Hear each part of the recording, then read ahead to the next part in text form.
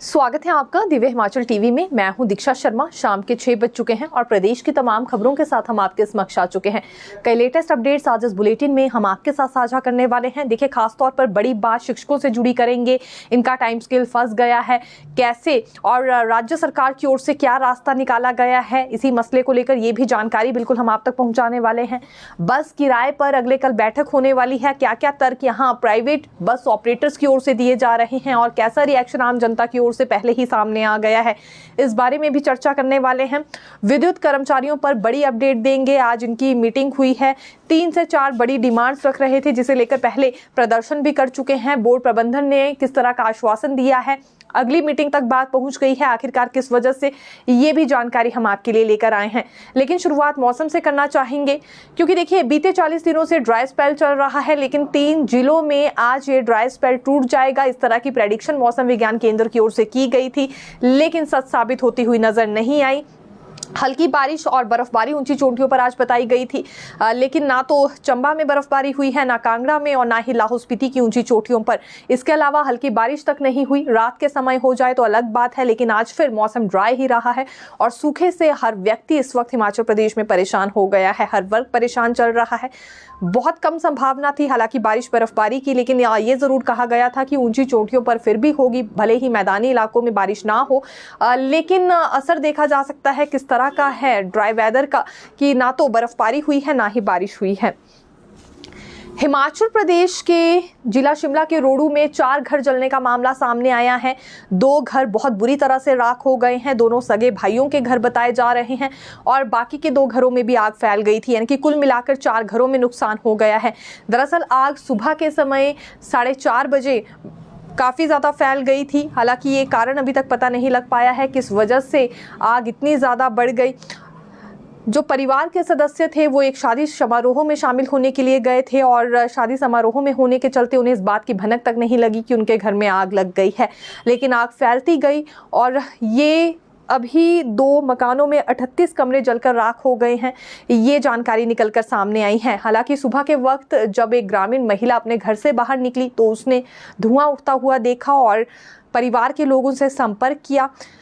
ग्रामीणों ने और दमकल विभाग की टीम ने पूरी कोशिश की आग बुझाने की और काबू भी उस पर पा लिया, लेकिन 4:30 बजे सुबह ये आग लग गई थी और 6:30 बजे तक सिलसिला जारी रहा, जिस वजह से आसपास के मकानों में भी आग फैल रही थी। 4 मकान इसकी चपेट में बुरी तरह से आ गए और बाकी मकानों में जब तक आग फैलती तब तक इस पर काबू पा लिया गया था। राज्यपाल शिव प्रताप शुक्ल रामपुर के लवी मेले में पहुंचे थे शिरकत करने के लिए। शुभारंभ इनकी ओर से किया गया है और ये भी राज्यपाल शिव प्रताप शुक्ल ने माना है कि बिल्कुल बहुत खूब ये मेला है, अंतर्राष्ट्रीय स्तर का है और व्यापारिक मेले के रूप में इस लवी मेले ने अपनी पहचान बना ली है, लेकिन साथ ही साथ अब सांस्कृतिक रूप के तौर पर भी ये विकसित हो रहा है, यानी कि सांस्कृतिक उत्सव के तौर पर भी ये विकसित किया जा रहा है। इससे बेहतर और कुछ नहीं हो सकता है। लेडी गवर्नर भी इस दौरान राज्यपाल शिव प्रताप शुक्ल के साथ मौजूद रही है। प्रदेश के लोगों की खुशहाली और समृद्धि की उन्होंने कामना की है और हिमाचल प्रदेश में जब भी मेलों की शुरुआत होती है तो यही माना जाता है कि अच्छे दिन हिमाचल प्रदेश के शुरू हो गए हैं, हिमाचल प्रदेश में खुशहाली और समृद्धि आने वाली है। अब इसी तरह से अंतर्राष्ट्रीय रेणुका मेले की भी शुरुआत आज से हो गई है। मुख्यमंत्री सुखविंदर सिंह सुक्खू खुद इसका आगाज करने के लिए वहां पहुंचे थे। देव पालकी को कंधा देकर मुख्यमंत्री सुक्खू ने मेले का शुभारंभ किया है। 5 दिवसीय ये मेला रहेगा और मुख्यमंत्री ने भी ये बड़ी बात कही कि पहली मर्तबा उन्हें अंतर्राष्ट्रीय रेणुका मेले का शुभारंभ करने का मौका मिला है। इससे बेहतर कुछ नहीं हो सकता। ढोल नगाड़ों के साथ वहां मुख्यमंत्री का स्वागत किया गया और गिरी नदी के तट पर भी देव पालकियों का स्वागत करने के लिए काफ़ी संख्या में लोग पहुंचे थे। इस बीच रेणुका जी के स्थानीय लोगों से भी उन्होंने काफ़ी बात की है और रेणुका जी मेले का क्योंकि शुभारंभ अब हो चुका है, अगले 5 दिन तक जारी रहेगा। इस दौरान वहाँ भी बड़े बड़े उत्सव देखने के लिए मिलेंगे, सांस्कृतिक संध्याएं होंगी और हर वर्ष कुछ ना कुछ नया इस मेले को भी नया रूप देने के लिए किया जाता है। मुख्यमंत्री सुखविंदर सिंह सुक्खू आज क्योंकि सिरमौर गए थे, सिरमौर के ख्वागदार हेलीपैड में ये पहुंचे। दरअसल दिल्ली इससे पहले थे, दिल्ली से सीधा सिरमौर के लिए ये आए थे। महाराष्ट्र क्योंकि गए थे चुनावी प्रचार प्रसार करने के लिए, वहां से दिल्ली लौटे और दिल्ली से सीधा सिरमौर के क्वागधार हेलीपैड में उतरकर इन्होंने इस हेलीपैड का लोकार्पण किया और वहां के लोगों को बधाई भी दी। दरअसल सिरमौर जब ये पहुंचे तो क्वाकदार हेलीपैड का लोकार्पण करने के साथ साथ इन्होंने पच्छाद विधानसभा क्षेत्र के तहत भुरेश्वर महादेव मंदिर में भी माथा टेका और वहां वन वाटिका भुवेश्वर मंदिर का भी लोकार्पण किया। इस बीच ग्रामीणों को संबोधित करते हुए मुख्यमंत्री सुक्खू ने कहा कि कई बड़े लाभ ग्रामीणों को दिए जा रहे हैं, खासतौर पर किसानों के लिए, बागवानों के लिए कई बड़े कदम उठाए गए हैं और राज्य सरकार का लक्ष्य है कि 2027 तक आत्मनिर्भर हिमाचल प्रदेश को बनाना है और 2032 तक सबसे समृद्ध राज्य हिमाचल प्रदेश को बनाना है। इसके लिए उन्हें आम लोगों के सहयोग की भी आवश्यकता है। उन्होंने बताया कि गेहूं और मक्की को 40 और 30 रुपए प्रति किलो के दाम पर अब खरीदा जा रहा है, जबकि गाय का दूध न्यूनतम समर्थन मूल्य 32 से बढ़ाकर 45 रुपए प्रति लीटर कर दिया गया है। वहीं भैंस के दूध को अब 47 से 55 रुपए प्रति लीटर तक खरीदा जा रहा है। मनरेगा की दिहाड़ी को बढ़ाकर 300 रुपए कर दिया गया है और राज्य सरकार ने 6000 पद शिक्षकों के ही अब स्वीकृत किए हैं। तो जो बड़ी उपलब्धियां राज्य सरकार की रही है वो ग्रामीणों के पास उन्होंने गिनवाई है, सभी योजनाओं का उल्लेख भी किया है और ये भी कहा कि हिमाचल प्रदेश जल्दी ही समृद्ध राज्य बनेगा, लेकिन उसके लिए आवश्यकता है कि आम लोग भी उनका सहयोग करें। बड़ी बात यह है कि आज सिरमौर के लोगों की समस्याएं मुख्यमंत्री सुनेंगे और उसके बाद कल शिमला लौटने वाले हैं। ये दरअसल कार्यक्रम की शुरुआत भी मुख्यमंत्री की ओर से की गई है, जनता के द्वार कार्यक्रम, जिसमें हर दुर्गम क्षेत्र में जाकर मुख्यमंत्री आम लोगों की समस्याएं सुन रहे हैं, मौके पर निपटारा करने की कोशिश हो रही है और जो समस्याएं मौके पर नहीं निपटाई जा सकती अधिकारियों को उस बारे में सूचित किया जा रहा है। आज सिरमौर के लोगों की समस्याएं जानने के लिए मुख्यमंत्री वहां पर पहुंचे हैं। लोक निर्माण मंत्री विक्रमादित्य सिंह आज शिमला के चौड़ा मैदान जा पहुंचे। वही चौड़ा मैदान जहां वोकेशनल ट्रेनर्स की ओर से बड़ा प्रदर्शन किया जा रहा है। वोकेशनल ट्रेनर्स रेगुलर पॉलिसी की मांग उठा रहे हैं, हरियाणा की तर्ज पर नीति बनाई जाए, इस जिद पर अड़ गए हैं और अभी तक हालांकि सरकार की ओर से कोई वार्ता करने के लिए वहां तक नहीं पहुंचा था, लेकिन लोक निर्माण मंत्री गए हैं और ये आश्वासन उन्होंने वोकेशनल ट्रेनर्स को दिया कि अगली कैबिनेट बैठक में उनका मुद्दा उठाया जाएगा और जल्द से जल्द उनके लिए कुछ करने का आश्वासन भी दिया है। इससे वोकेशनल ट्रेनर्स आज थोड़े खुश नजर आए हैं, क्योंकि काफ़ी ज़्यादा आक्रोश पिछले 8 दिनों से दिखा रहे थे और दिखाएंगे भी, क्योंकि अभी तक वार्ता के लिए भी उन्हें नहीं बुलाया गया था, ना ही सरकार की ओर से कोई नुमाइंदा वहां बातचीत करने के लिए गया था। लेकिन लोक निर्माण मंत्री विक्रमादित्य सिंह जैसे ही वहां पहुंचे तो उनकी उम्मीदें और ज़्यादा बढ़ गई हैं और अब ये उम्मीद लगाकर बैठे हैं कि जल्दी ही रेगुलर पॉलिसी इनके लिए बनाई जाएगी। निजी कंपनियों को बाहर का रास्ता दिखाया जाए, वो इन्हें प्रताड़ित कर रही हैं, समय से सैलरी नहीं दे रही हैं और एरियर का भुगतान नहीं किया जा रहा है। इन सभी मसलों को लेकर इन्होंने शिकायत की है और आज लोक निर्माण मंत्री के समक्ष भी ये अपनी बात जाहिर की है। पिछले कल एक वीडियो वायरल हुई है जिसमें महिला रो रही है और महिला का कहना है कि 2-2 घर उस महिला को संभालने हैं, अपना मायका भी ससुराल भी, लेकिन मजबूरन सड़कों पर उतरना पड़ रहा है और सरकार कोई सुध नहीं ले रही है। जिसके बाद आज मंत्री विक्रमादित्य सिंह वहां पहुंचे थे और इस बीच वोकेशनल ट्रेनर्स ने अपना पूरा दुखड़ा उनके समक्ष व्यक्त किया और सोशल मीडिया पर मंत्री की ओर से ये जानकारी दी गई है कि आज वोकेशनल ट्रेनर से उन्होंने मुलाकात की और जल्द से जल्द इनकी समस्याओं का समाधान करने पर वो कुछ कदम उठाएंगे। देखिए, हाईकोर्ट के आदेश के बाद आज मुख्य सचिव प्रबोध सक्सेना की ओर से बड़ी मीटिंग ली गई है। ये सुपर स्पेशलिटी ब्लॉक चमियाना को लेकर ली गई। हाईकोर्ट ने आदेश में ये स्पष्ट किया था कि जल्द से जल्द यातायात व्यवस्था सुपर स्पेशलिटी ब्लॉक चमियाना के लिए सुनिश्चित की जाए, जिसके बाद मुख्य सचिव ने अधिकारियों के साथ वार्ता की है। अधिकारियों ने कुछ तर्क दिए हैं जिसके आधार पर एक रिपोर्ट बनाई गई है। 13 नवंबर को कोर्ट में ये रिपोर्ट पेश की जाएगी, जो कि अधिकारियों के तर्क के हिसाब से तैयार हुई है। दरअसल कितना ज़्यादा समय अभी यातायात व्यवस्था सुनिश्चित करने के लिए सुपर स्पेशलिटी ब्लॉक चमियाना में लग जाएगा, इस पर आज चर्चा हुई है। इसमें कुछ सुझाव भी अधिकारियों के लिए गए हैं। ये हाईकोर्ट ने पहले ही सरकार को लताड़ लगाई थी कि किसी एक व्यक्ति पर या किसी एक समूह पर ये छोड़ देना कि यातायात व्यवस्था चमियाना के लिए सुनिश्चित करनी है, ये उचित नहीं है। इसलिए ज़रूरी है सरकार खुद इस पूरे मामले में हस्तक्षेप करे और जल्द से जल्द यातायात व्यवस्था सुनिश्चित की जाए चमियाना के लिए, ताकि करोड़ों की लागत से बनी इमारत का इस्तेमाल हो सके, आईजीएमसी का भार कम हो सके, मरीजों को बेहतर से बेहतर सुविधा मिल सके। संजौली मस्जिद मामले में नया मोड़ सामने आ गया है। आज इस मामले में सुनवाई हुई और नई बात सामने ये आई है कि संजौली में लोकल रेजिडेंट्स की ओर से एप्लीकेशन दायर की गई है।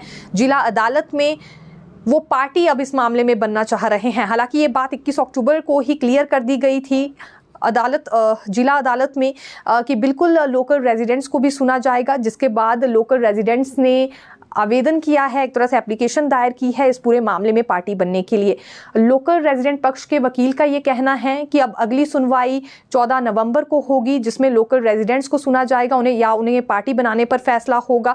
और तीसरी बात ये कि याचिका की मेंटेनेबिलिटी पर भी यहाँ फैसला हो सकता है, ये बात उन्होंने आज स्पष्ट की है। लेकिन आज की सुनवाई में क्या कुछ हुआ आपको बता देते हैं। पहली बात तो ये कि देखिए, जो मुस्लिम समुदाय की ओर से याचिका दायर की गई थी उस पर सुनवाई हुई, यानी कि ये ऑल हिमाचल मुस्लिम ऑर्गेनाइजेशन ने जो याचिका दायर की थी स्टे के लिए, इस पर सुनवाई हुई है और वक्फ बोर्ड की ओर से इसमें जवाब दे दिया गया है। ऑल हिमाचल मुस्लिम ऑर्गेनाइजेशन का ये कहना था जो तोड़ने की प्रक्रिया शुरू कर दी गई है संजौली मस्जिद को, उस पर रोक लगाई जाए। और स्टे मांगने के लिए ही इन्होंने कोर्ट का दरवाज़ा खटखटाया था। इसी आधार पर इन्होंने अपनी मांग रखी थी कि रोक लगाई जाए तोड़ने की प्रक्रिया पर। फिलहाल स्टे तो लगा नहीं है, लेकिन आज सुनवाई ज़रूर इनकी याचिका पर हुई है। और तीसरी बात यह कि वक्फ बोर्ड ने भी इस पूरे मामले में अपना जवाब दे दिया है। लेकिन अब लोकल रेजिडेंट्स की ओर से एप्लीकेशन दायर की गई है जिसमें कि वो पार्टी इस पूरे मामले में बनना चाह रहे हैं और अगली सुनवाई 14 नवंबर को होगी, जिसमें लोकल रेजिडेंट्स को भी सुना जा सकता है। हालांकि आज ये वकील की ओर से ही जानकारी दी गई है कि लोकल रेजिडेंट्स को पार्टी बनाने पर फैसला भी 14 नवंबर को हो सकता है और पॉसिबिलिटी ये भी है कि याचिका की मेंटेनेबिलिटी पर भी यहाँ फैसला अदालत सुना सकती है। तो ये अभी पूरा मामला है जो कि काफ़ी ज़्यादा गरमाया हुआ है। आप सभी जानते भी होंगे, संजौली में मस्जिद में अवैध निर्माण हुआ था जिसमें 2 मंजिलें और एक एटिक अवैध रूप से तैयार कर दिए गए हैं। इन्हें तोड़ने की कवायद संजौली मस्जिद कमेटी ने ही शुरू की है, क्योंकि संजौली मस्जिद कमेटी का कहना है कि अवैध रूप से निर्माण हुआ है और वो इससे पीछे हटने के लिए तैयार है। इसीलिए अपने स्तर पर तोड़ने की प्रक्रिया वहाँ शुरू हो चुकी है मस्जिद को, और यहाँ छत से मस्जिद को तोड़ने का प्रयास हुआ है, यानी कि छत से शुरुआत की गई है मस्जिद को तोड़ने की। पहले एटिक हटाया जाएगा, फिर 2 मंजिलें हटाई जाएंगी। बाकी की 2 मंजिलें वैध हैं, इसलिए उन्हें हटाने की आवश्यकता नहीं है। तो ये पूरी कहानी है। इसके लिए हिंदू संगठन सड़कों पर उतरे थे, इन्होंने प्रदर्शन किया था कि अवैध निर्माण हटाया जाना चाहिए, जिसके बाद जिला अदालत में मामला पहुंचा और कमिश्नर कोर्ट ने यह फैसला सुनाया कि अवैध निर्माण हुआ है तो हटाया ही जाना चाहिए। संजौली मस्जिद कमेटी ने भी इस पर हामी भरी थी, लेकिन बीच में फिर ऑल हिमाचल मुस्लिम ऑर्गेनाइजेशन आ गई, जिनका ये कहना है कि जो संजौली मस्जिद कमेटी दावे कर रही है या तोड़ने की प्रक्रिया जिसने अपने स्तर पर शुरू करवा दी है मस्जिद में, वो इसके लिए अधिकृत ही नहीं है, ये कमेटी ही अवैध है। तो कैसे कमेटी का सुझाव जिला अदालत में भी माना गया और कैसे तोड़ने की कवायद मस्जिद को शुरू हुई है, इसे लेकर इन्होंने चुनौती कोर्ट में दी है। समोसे पर लगातार सियासत गरमाती जा रही है। सीपीएस संजय अवस्थी की ओर से आज पलटवार विपक्ष पर किया गया है। संजय अवस्थी का कहना है कि भाजपा के पास एक भी मुद्दा नहीं है जो सरकार के खिलाफ उठाया जा सके। भाजपा का मुंह बंद हो गया है। 2 वर्षों में कांग्रेस के एक भी नेता पर भ्रष्टाचार के आरोप नहीं लगे हैं, इसीलिए समोसे पर ओछी राजनीति की जा रही है। समोसे पर राजनीति करके भाजपा ने हिमाचल प्रदेश को शर्मसार किया है, मुख्यमंत्री को भी शर्मसार किया है। और इस बीच मुख्यमंत्री को पूरी कहानी की कोई भनक नहीं थी, लेकिन उसके बावजूद उनकी छवि खराब करने के लिए इस मसले से उन्हें जोड़ा गया, जो कि उचित नहीं है।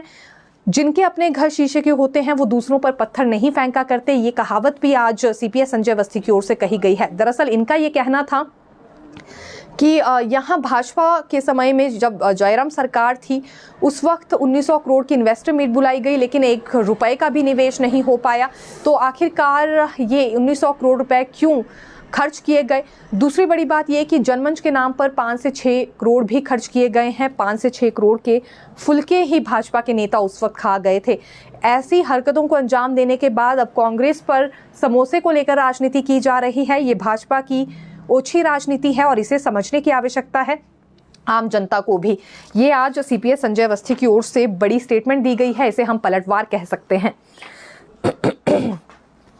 देखिए, विद्युत कर्मियों पर भी बड़ी अपडेट लेकर आए हैं। आज बोर्ड प्रबंधन के साथ इनकी बैठक हुई है और अपनी कुछ एक मांगे भी इन्होंने बोर्ड प्रबंधन के समक्ष रखी है, जिसमें इनका कहना है कि जो 51 पद समाप्त किए गए हैं दोबारा से उनकी बहाली हो। 81 चालकों को दोबारा नौकरी पर रखा जाए, क्योंकि आउटसोर्स पर सेवाएं दे रहे थे, लेकिन काफ़ी वर्षों से इन्होंने सेवाएं दी हैं और कम वेतन पर दी हैं।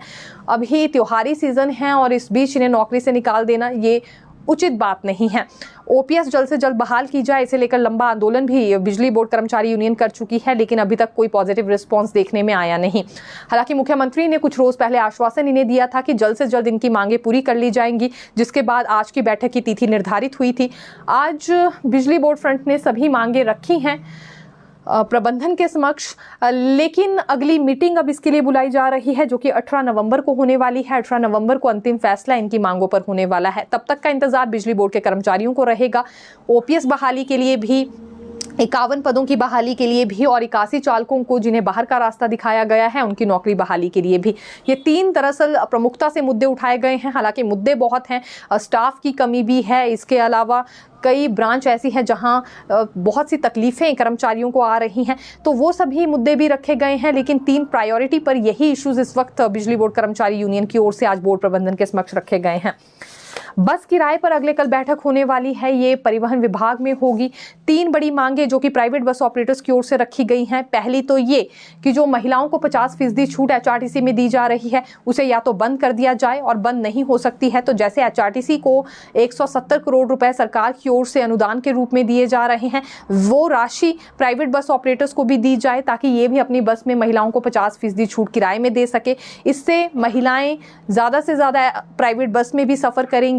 और अभी देखने में ये आता है कि एचआरटीसी में महिलाओं समेत उनका पूरा परिवार सफर करता है, लेकिन फिर स्ट्रेंथ यात्रियों की बढ़ पाएगी प्राइवेट बसेस में भी, क्योंकि इस योजना की वजह से बड़ा घाटा प्राइवेट बस ऑपरेटर्स को हो रहा है। दूसरी मांग ये है कि एचआरटीसी की कुछ एक बसेस क्लस्टर में नहीं चल रही हैं, हाईकोर्ट के आदेशों की अवहेलना भी कर रही हैं, और इस पर भी ये अपनी बात बारीकी से रखने जा रहे हैं। ये प्रतिस्पर्धा कुछ एक एचआरटीसी बसेस विभिन्न रूटों पर प्राइवेट बसेस के साथ कर रही हैं, जो कि ठीक नहीं है। ये प्राइवेट बसेस के लिए भी घाटे का सौदा है। ये दूसरा पॉइंट है।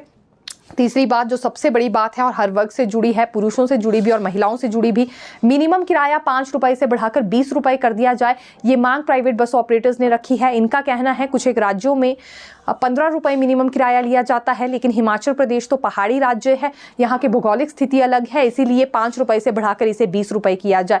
इन मुद्दों पर महत्वपूर्ण बैठक अगले कल आरटीओ में होगी। जो कुछ भी निष्कर्ष निकलकर सामने आता है उस बारे में हम आपको जानकारी देंगे।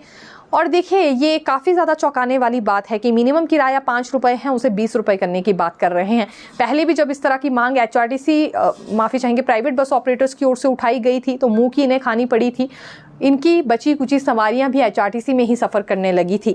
अब देखिए, अगर 1 से 2 किलोमीटर का सफ़र तय करना है तो अभी 5 रुपए में काम चल जाता है, लेकिन फिर मिनिमम किराया 20 रुपए हो जाएगा तो लाजमी सी बात है इससे आम लोगों की जेब पर भारी असर पड़ेगा। और नुकसान सबसे ज़्यादा प्राइवेट बस ऑपरेटर्स का ही होगा, क्योंकि प्राइवेट बस में सफ़र करना लोग छोड़ देंगे, हर किस छोड़ देंगे जब 5 रुपए से नौबत सीधी 20 रुपए तक जा पहुँचेगी।